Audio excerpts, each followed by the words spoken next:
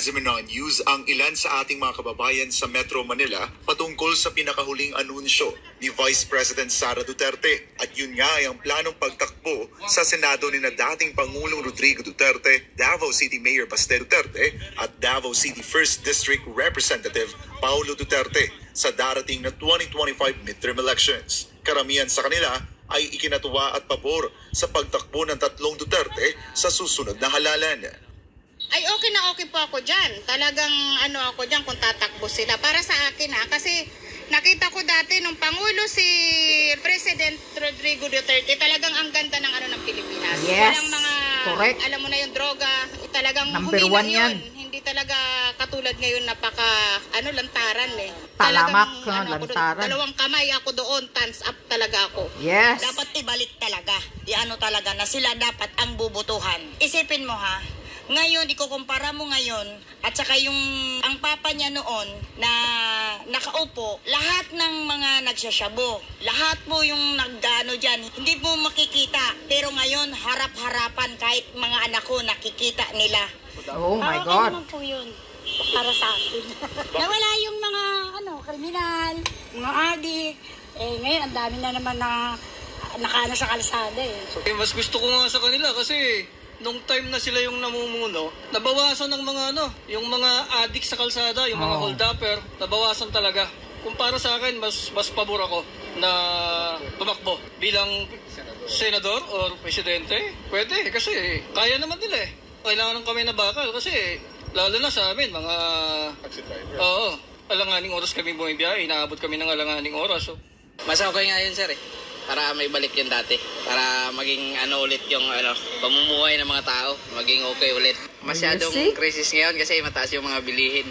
Mas maganda pag may Duterte, mababa yung mga bilihin at mataas yung sahod. Tama. Safe pa yung mga tao. Gustong-gusto ko si Duterte kasi nakakaminos po kami sa bigas. Sa gastusin po noon. Dapat talaga Duterte ang bumoto natin. Sa akin gusto kong mabalik si Duterte kasi okay naman yung mamalakad niya.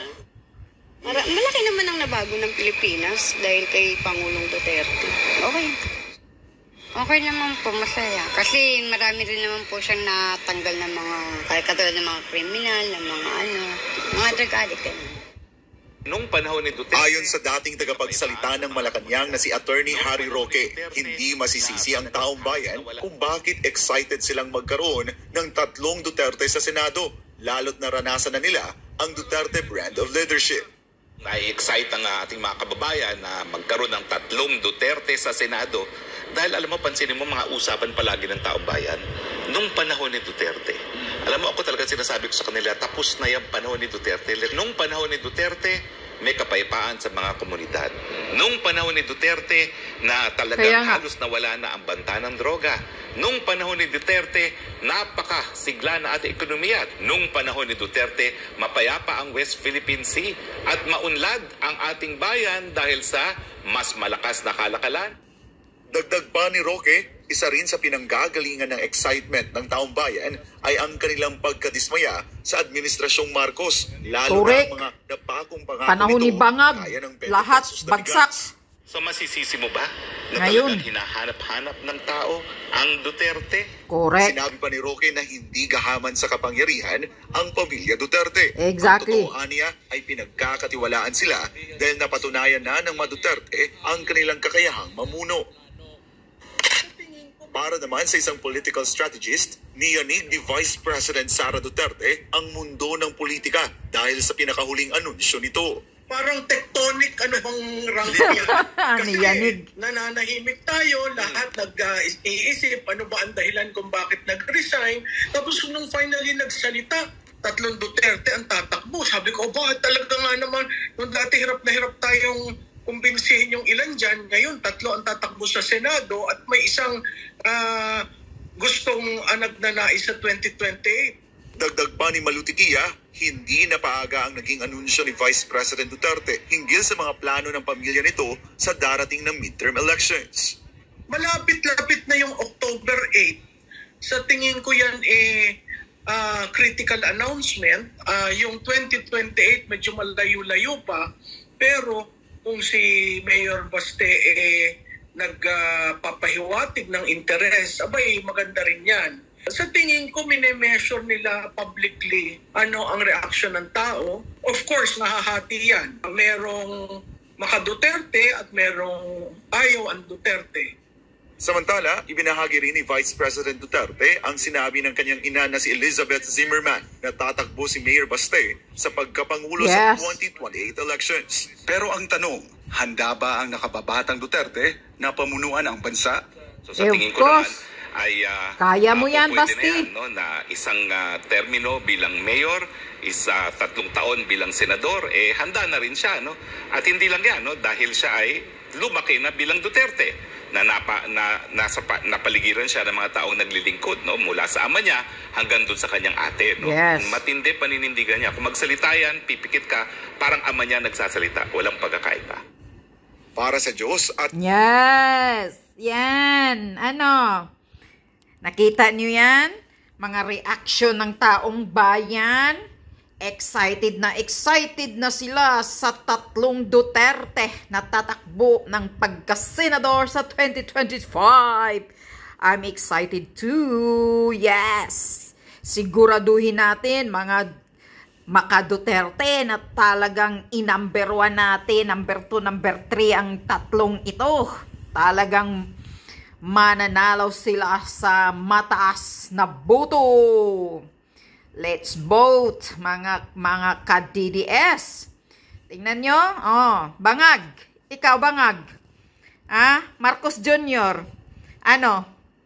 Yung administrasyon mo ngayon, mayroon bang nagsasabi na magaling maganda ang administrasyon mo? Puro sila naghahanap kay Duterte. Panahon ni Duterte, walang makikita kang mga drug addict. Ngayon, lantaran. Ayan, no? Kita, sabi ni nanay, lantaran. Pati si Lula, maayos ang pamumuhay nila sa panahon ni Duterte. Mura ang bigas. Ngayon, anong ginagawa mo, Marcos Jr.? Pinapahirapan mo ang taong bayan. Aywan ko lang, sinong magsasabi na maganda yung administrasyon mo? Puwera gaba. Para kang sinusumpa ng taong bayan yung administrasyon mo ngayon, Marcos Jr. Lahat ng bilihin mataas. Kahit electric, water, napakataas na mga billing. Tapos yung sahod napakamura. Magkano lang yung nila? Minimum wage nila bawat araw. Kulang-kulang sa 3 beses nilang ibili ng pagkain.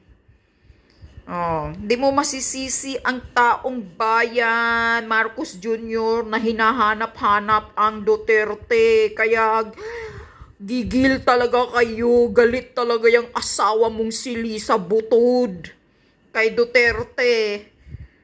Ikaw, Tambaloslos, Martin Romualdez, kahit anong ipal mo, kahit inubos mo na yung pera ng mga taxpayer, sa pagbabayad sa mga trolls mo, na para siraan ang mga Duterte, -5 pa rin yung survey mo, bagsak ka pa rin. Sisiguraduhin namin sa susunod na eleksyon, kung ano man ang tatakbuhan mo, Romualdez, ipasok ka namin sa inodoro. Yan ang tandaan mo. Puwera lang kung manipulahin ninyo ang Comelec. According to Attorney Glenn Chong, mga snatcher. Snatcher 1, si Lisa. Snatcher 2, si Marcos Jr. Snatcher ng mga boto. Yan. Kung manipulahin nyo ang Smartmatic at yung Smart Magic, gawin yung ganyan, mananalo siguro si Tambaloslos.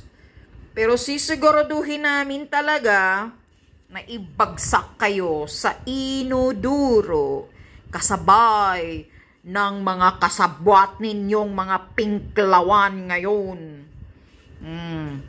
Magkasabwat na kayo. Sige, Siraan nyo pa ng siraan ang mga Duterte. Mas lalo nyong pinapagalit ang taong bayan.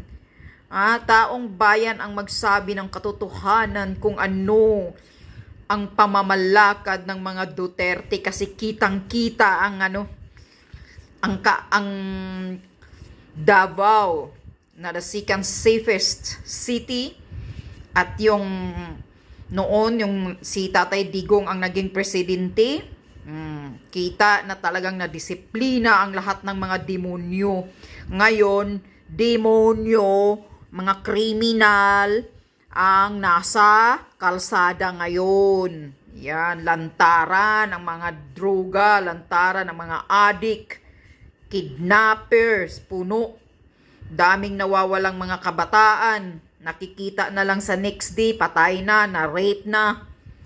Ayan, ang galing-galing ng Marcos administration, full of demons and criminality.